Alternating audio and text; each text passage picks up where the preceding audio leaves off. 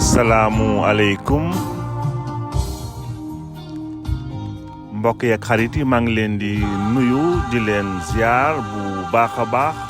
tey si 17 septembre bi fas yéene indi leen seen xew-xew démb yi nga xam ni bëgg nañ ci am luñ ci jàng. Donc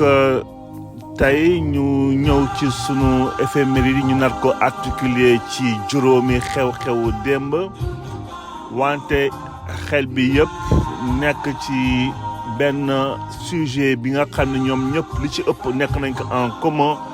bokk nañ ko mooy le culte de l'excellence. Parce que nguur goo gis mu am ay dooleem mu am ay matadiyam toujours dafa am lu koy mandargal parce que boo xoolee nguurum Senghor ba ci Abdou Diouf jamono boobu on parlait beaucoup de culte de l'excellence ñi nekk sunu élite yi en tout cas dañ daan exigeant ci ñoom ñu nekkoon ay jàngkat ay diplômé ñi nga xam ni vraiment ci liñ leen laajoon ci xam-xam ñu waroon ko wuti nañ ko d'ailleurs que mu nekk ci école nationale école traditionnelle ba ci njàngum alxuraan tamit kilifa diine yi nekkoon nañu ay kilifa diine yi nga xam ni amoon nañu xam-xam.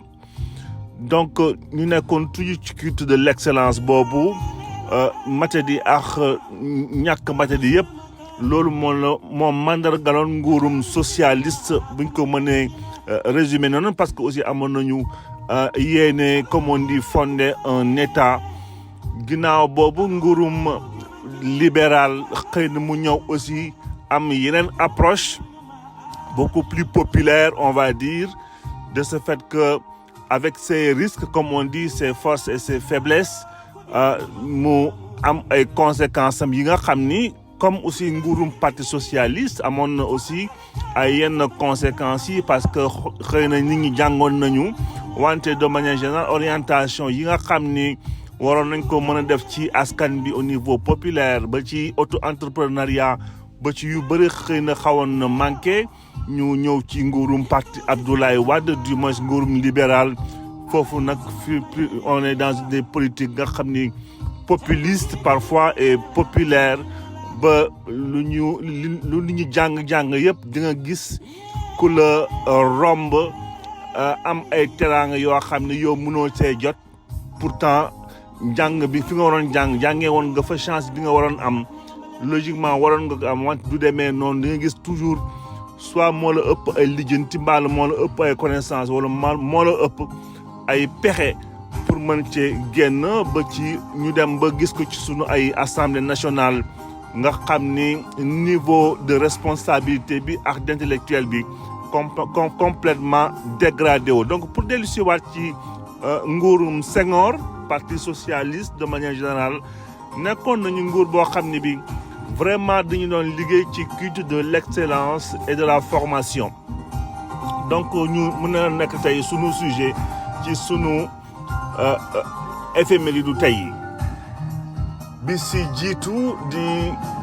le 17 septembre 1960 Mamadou Dia tey le formé woon son gouvernement premier gouvernement du Sénégal indépendant nga xam ne ñoo ngi ko bloqué woon juste ci 16 ministres wante li ci xaw a daye rek mooy 16 ministres yooyu amul benn jigéen bu ci bokkoon. ñu ñëw ci moyennement marrant ci 17 septembre 1990 tey di woon remise de drapeau ñu jëlee ko positivement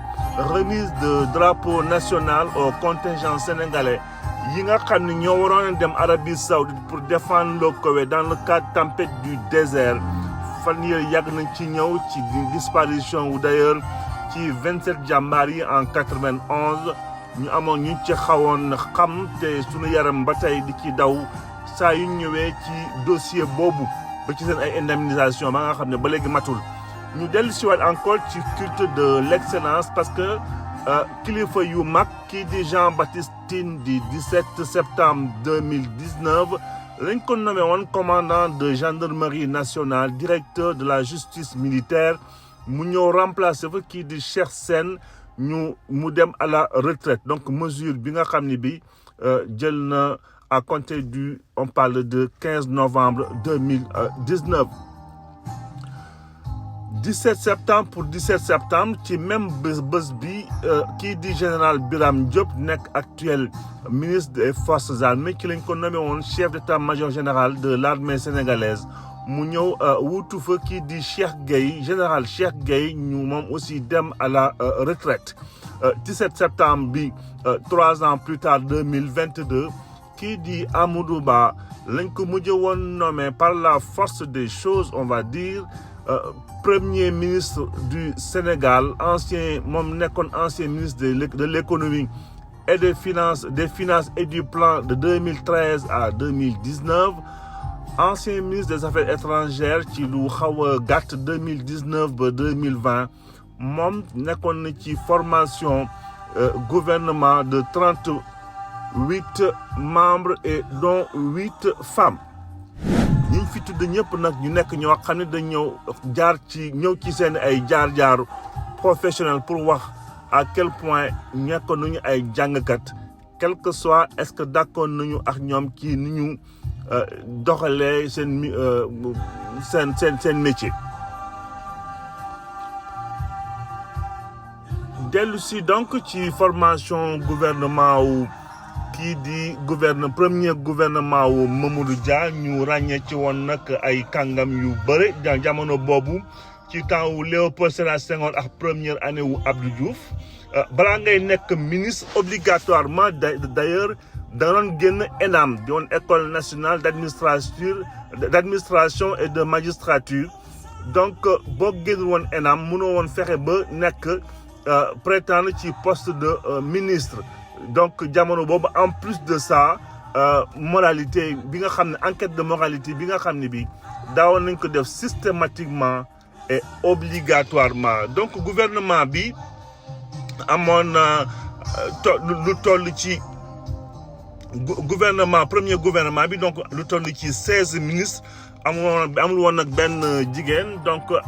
kii di président Senghor président de la République Mamadou Dia président du conseil ministre de la défense Doudou Thiam di ministre des affaires étrangères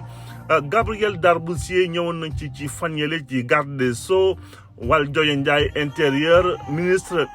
Karim Gaye di ministre de l'assistance et de la coopération technique André Pétavin di ministre des finances François Dieng di ministre de l'éducation nationale Abdoulaye Fofana di ministre du commerce, de l'industrie et de l'artisanat, Joseph Maï di ministre de l'économie rurale, Ibrahima Sarr di ministre de la fonction publique du travail, Alioune Badara Mbengue di ministre des TP, de l'habitat et de l'urbanisme, Alioune Tall di ministre des transports et de la télécommunication, Amadou Cissé Dia di ministre de la santé et affaires sociales. Donc Amadou Cissé Dia ba ci Émile Badiane ba ci Amadou Babacar Sarr Obey Diop di ministre de l'information donc ñooñu nekkoon ñoo xam ni amoon nañu ay lijaasa yi nga xam ni moo leen permettre ñu prétendre ci poste yu mel ni parce que jamono boobu ci jamono Senghor particulièrement il fallait être diplômé pour être nommé. ñëw ci sunu 17 septembre 90 donc remise de drapeau ñu cité ko rek ci jàmbaar yi nga xam ni waroon nañu dem Arabie Saoudite ci ndimbal bi nga xam ne bi kii di Arabie Saoudite ñëwoon na laaj leneen pour ñëw di défendre territoire bii di Koweït bi nga xam ne Saddam Hussein moo ko mujjee woon envahir donc mbir mi tey la xewoon donc ak li ci xew ci par la suite en 91 ba tey mémoire yi ñoo ngi ko jàpp tey ñëw ci sunu ñetti kilifa yi di Jean-Baptiste Tine Birame Diop ak Amadou Ba Jean-Baptiste Tine donc ñu ñëw ci profil mu nekk profil aussi bu intéressant parce que Jean-Baptiste Tine nekk na koo xam ni ku jàng la ku am ay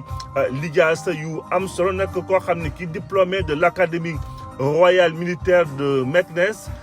jaar aussi ci école des officiers de gendarmerie de Melun am na ay ndombal tànk yu bëri nag ci sunu réew depuis 81 ba 84 sous-lieutenant puis lieutenant en 86 capitaine en 91 nekk na fi commandant de compagnie Saint-Louis 94-95 Jean-Baptiste Tine ci la jógee foofu dem gérer compagnie bu Ziguinchor 95 ba 96 nekk na aussi entre autres chef d'escadron en 97 lieutenant-colonel en 2003 2013 ci lañ ko nommé général de brigade par ailleurs occupé na aussi commandant de l'école de la gendarmerie bi nga xam ne par la suite ñoon contribué ci lu am solo ci réforme majeure gendarmerie mobile ci déploiement territorial ak logistique donc kilifa gi ñuy wax ni lu yàggul tamit dem na ba décrocher présenter sa thèse de doctorat ba tey mi ngi continuer di jàng parce que mi ngi nekk encore à l'ancienne école dikk ci sunu général bi di général Birame Diop moom aussi tey la ñëwoon remplacer le général Cheikh Gueye donc général Cheikh Gueye donc Birame Diop nekk na aussi koo xam ne kii côté diplôme amul bu ñu fi nekkoon di ko cité dafay xaw a bëri nekk na déjà mi ngi gane ci àddina en 61 comme général Jean-Baptiste Tine d'ailleurs donc le 29 mars 61 chef d'état-major général de l'armée de l'air de 2015 à 2017 bu ñu ñëwee ci formation am ginnaaw bi mu jaaree foofu Prytanée militaire foofu la am baccalauréat scientifique en 80 déjà en 81 foofu la jógee dem intégrer l'école royale de l'air bu Marrakech di ERA ci la fa génn en 85 diplômé d'ingénieur nautique de pilote de transport foofu la mujj woon na jàll diplôme de pilote commercial qualification IFR wante foofu ci Montréal en 88 puis officier de sécurité des vols en Californie en 92 général Birame Diop nekk na à partir de 94 def qualification de pilote commandant de bord et celle ak li naan instructeur en France daaw na fi jàngale aussi nekk na en même temps diplômé de l'école d'état-major de l'université de Alabama ci États-Unis ba am fa aussi breveté de collège interarmé de défense de Paris donc ci ay diplôme am loolu aussi la bokk bëri na ay jaar ay ndombal tànk yu mu am par la suite ci biir armée sénégalaise ba général bi ñu ko nommé moo war a tey remplacer général Cheikh Gueye le 17 septembre 2019 ñu ñëw ci kaawu Amadou Ba aussi ànd nga ak moom wala àndoo ak moom mën nga ko nangul aussi ku am jaaru au niveau intellectuel au niveau formation ci teel Amadou Ba donc ñoo ngi ko nommé woon donc premier ministre du Sénégal le 17 septembre 2022 juste après élection législative yi nga xam ni c'était très controversé comme on dit premier ministre donc Amadou Ba parcours bu riche la am baccalauréat technique en gestion en 1980 qui l'a décroché par la suite maîtrise de gestion en 80 décroché maîtrise de sciences économiques option gestion des entreprises brevet de l'ENAM en 88 section impôts et domaines noonu nekk inspecteur stagiaire foofu ci Diourbel en 1989 puis inspecteur chef de première secteur taxe mooy TVA foofu ci DGID en 91 kii di Amadou Ba mujj woon dem perfectionnement foofu ci institut international d'administration publique de Paris ak foofu ci Baltimore chef d'inspection Dakar Plateau entre 90 92 ensuite la nekk délégué et commissaire contrôleur assurance et direction des assurances en 94, puis inspecteur vérificateur à la direction de vérification et enquête fiscale. Donc am na ay jaar-jaar parcours bu intéressant, CV bu intéressant au niveau des finances et de la gestion. Amadou Ba tey ñu aussi di ko fi rendre hommage pour ce parcours parce que nekk na aussi jàngalekat ci ENAM jàngale na fa ak foofu ci section impôts et domaines en 92 formation yu bëre jox na ko ci sunu ndawal réew ba tey ñi nga xam ni ñooñu fi jiite tey donc xëy na ñi ànd ak moom dinañ ànd ak moom parce que ay partisans am lañu te ñu ràññee ko nangul ko aussi son parcours professionnel xëy na dina am ñeneen ñoo xam ne aussi dinañ am beneen gis-gis bi nga xam ne bi xëy na dafay nekk ci ay ponk yi nga xam ni matadi na ko te mu am solo ci ñoom.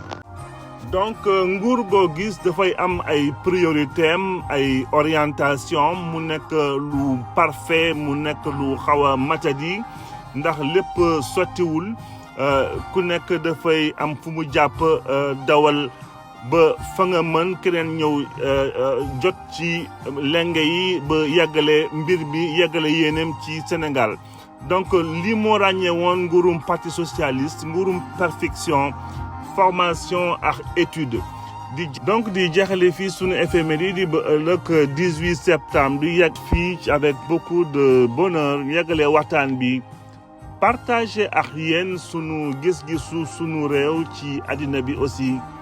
de manière générale